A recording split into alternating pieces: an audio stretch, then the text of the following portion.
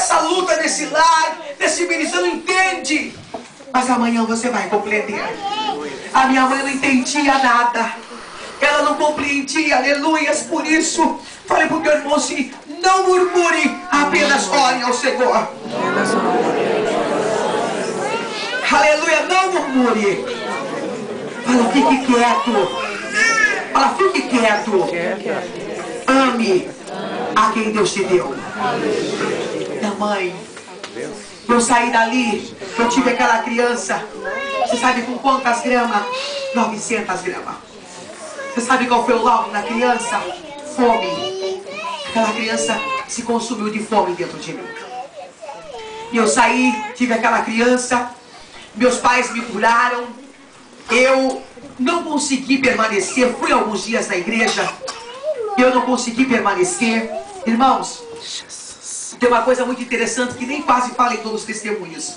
Estou deixando mais pro livro. Mas eu, antes de eu vir para São Paulo, eu morei num terreiro de macumba. E Satanás queria de qualquer forma que eu girasse, qualquer forma, ele queria apoderar da minha vida. Mas ele não tinha poder, não conseguia. Então o demônio ficou muito violento, furioso, e disse assim: olha, ainda que ela queira, ainda que alguém queira que eu incorpore, eu não posso. Porque quando ela nasceu, os pais delas consagraram aquele homem lá de cima. Ainda que ela queira me louvar, ela não consegue.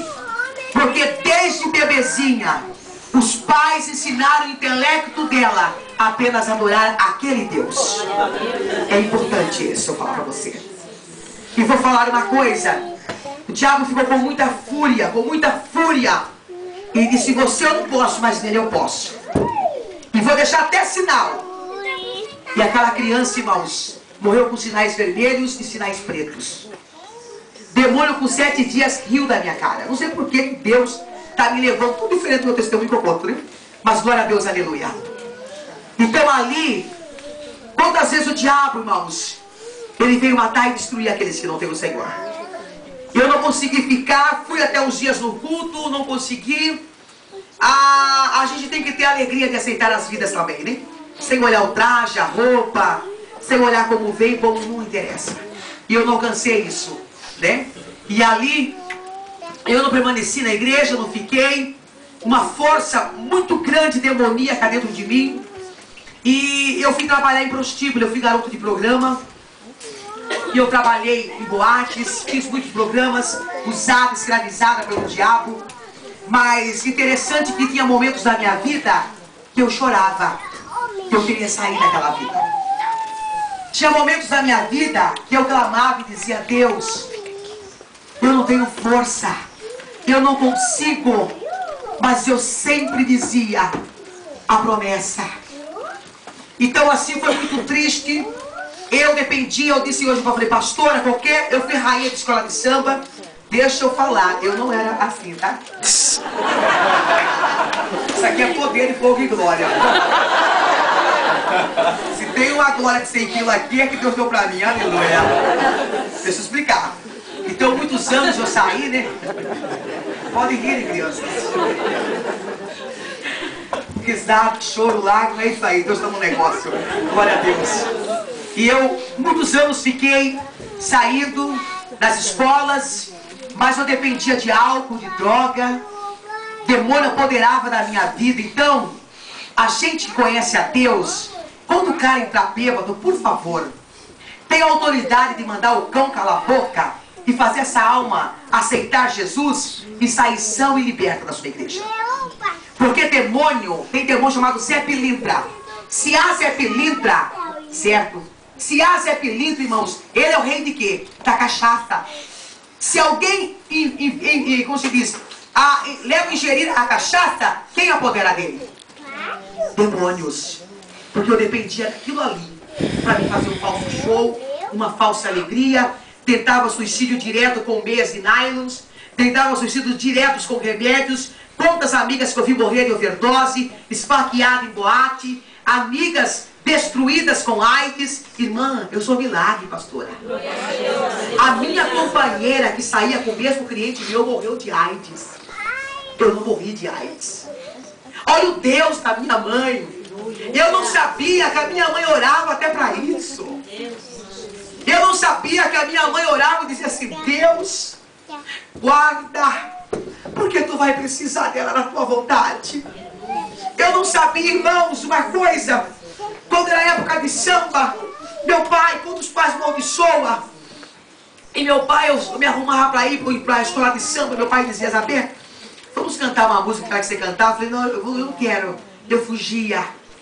Mas aí eu não conseguia falar não para o meu pai. E ele tocava o violão e eu cantava para o meu pai, pronta para ir para o prostíbulo. Quando eu virava as costas, irmãos, meu pai dobrava os joelhos e disse: Deus, Isabel cantou só um pedacinho. Eu quero que ela termine a música final da tua presença. E no meio de tudo aquilo ali, eu saía das escolas de samba, Deus nunca desistiu de mim. Era tão engraçado que eu estava ali, irmãos, sambando nas avenidas, ganhando os troféus. E quando foi um dia, Deus enviou um profeta, mandava profetas ir lá na avenida falar comigo. E eu sambava de frente, o profeta vinha de reto na minha frente. E quando ele saltava, ele dizia assim: Maria Isabel, o Senhor manda te dizer que te ama, que tem um plano na tua vida, tem um propósito. Esse povo que você puxa, é o rebanho que você vai puxar. O amor de Deus é grande, irmãos, as lágrimas caíam, as maquiagens caíam. Eu dizia: não pode ser Deus. Deus não pode me amar dessa maneira. Deus sabe o que eu vou fazer depois daqui. Na outra esquina já tinha um outro profeta. O Senhor te ama sim. Ele te ama tanto que Ele vai fazer uma obra e vai mudar a tua história. E todos louvarão o Senhor pela sua vida. Levante sua mão, glorifica a Deus. Aleluia, Jesus. Aleluia. Glória, aleluia. Deus embarcava, Deus me cercava com aquele amor. No meio de todo esse pecado eu tive um filho. Eu vou chegar a hora, né? Eu tive um filho. Ele chama o Everton, mas o apelido dele é Cafezinho. Porque ele é negro, bonito, sarado, né? Levita, adorador. Ele é uma bênção. E ele, irmãos, aquela criança nasceu, né? Aquela criança nasceu.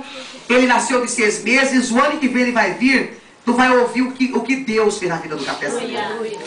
E Cafezinho ali nasceu. Eu amei muito o Cafezinho, deixei ele vir ao mundo, não tentei um aborto.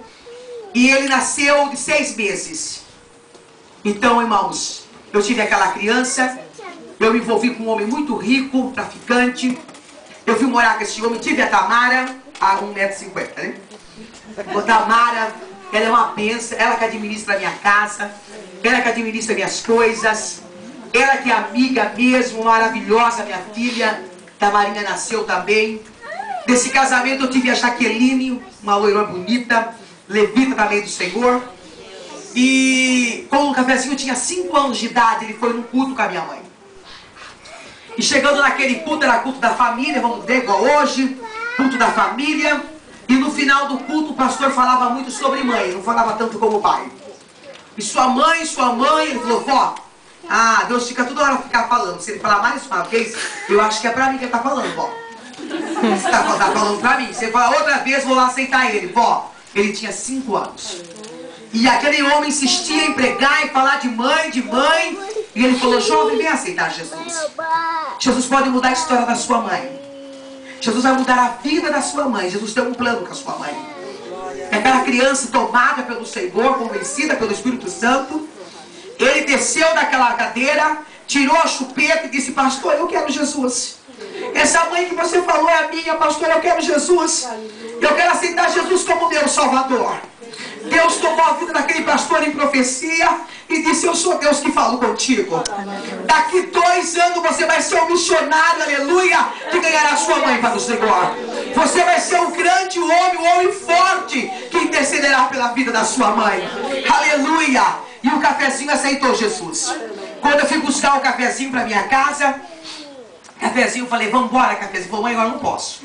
Agora eu sou crente, você não é crente, agora eu vou morar com o meu avô.